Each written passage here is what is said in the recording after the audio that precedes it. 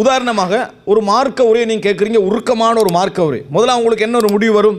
இன்ஷா அல்லாஹ் இன்றையிலிருந்து இனி சினிமா பார்ப்பது இல்லை, இன்றையிலிருந்து இனி தேவையில்லாமல் கோபப்படுவது இல்லை, இன்றையிலிருந்து பொய் சொல்லுவது இல்லை, இன்றையிலிருந்து சுபகுக்கு ஜமாத்து போவது முடிவு எடுத்துகிட்டு போயிருவீங்க. ஷைத்தானை பொறுத்த வரைக்கும் ஒரு மிகப்பெரிய அறிவாளி. எப்படி? ஷைத்தானை பொறுத்த வரைக்கும் மிகப்பெரிய அறிவாளி. எவ்வளோ காலத்தில் இருக்கிறான்? ஆதம் அலைஹிஸ்ஸலாத்தை வழிகெடுத்த காலத்திலிருந்து இன்றைய நவீன காலம் வரைக்கும் அவன் என்ன செய்கிறான்? பார்த்து வழிகெடுத்து அதிலேயே பெரிய எக்ஸ்பீரியன்ஸ் என்ன செய்யுது அவனுக்கு இருக்குது. அதனால் அவனுக்கு தெரியும் எப்படி மைண்டு ஓடும், நம்ம எப்படி சிந்திப்போம், எப்படி மாறுவோம். அப்போ நம்ம ஸ்ட்ராங்காக ஒரு முடிவெடுத்தோமா சைத்தான் கொஞ்சம் விலகிடுவான். ஏன் விலகிடுவான்? ஒரு 3 நாளைக்கு அது ஓடட்டும்ண்டு. 3 நாளைக்கு என்ன செஞ்சிட்டோம்? அது ஓடட்டும். நம்ம என்ன செய்வோம்? அந்த 3 நாள் நீங்கள் பார்ப்பீங்க, சுபஹானல்லாஹ் நாங்கள் மாறிட்டோம். எப்படி நினைப்பீங்க?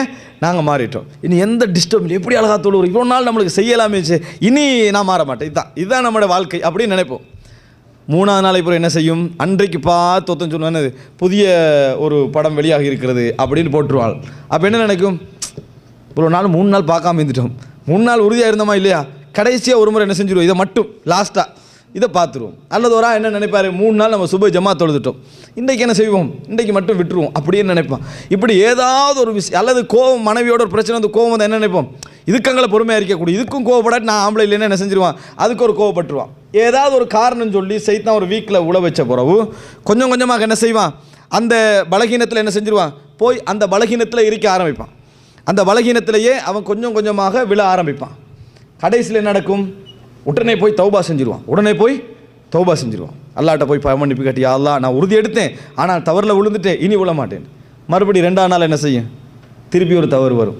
மறுபடி செஞ்சு 4ஆம் முறை என்ன முடிவு எடுப்பான் தெரியுமா? சைத்தான் வருவான். அப்போ சைத்தான் ஒரு உபதேசம் பண்ணுவான் நிறைய பேருக்கு. என்ன உபதேசம் தெரியுமா? வந்து பாரு, நீ ஏற்கனவே பாவத்தை செஞ்சாய், தௌபா செஞ்சாய், மறுபடி பாவத்தை செஞ்சாய், மறுபடி தௌபா செஞ்சாய், மறுபடி பாவத்தை செய்தாய், மறுபடி தௌபா செய்தாய். அப்போ அல்லாஹ் தஆலாவை பற்றி நீ என்ன நினைக்கிறாய்?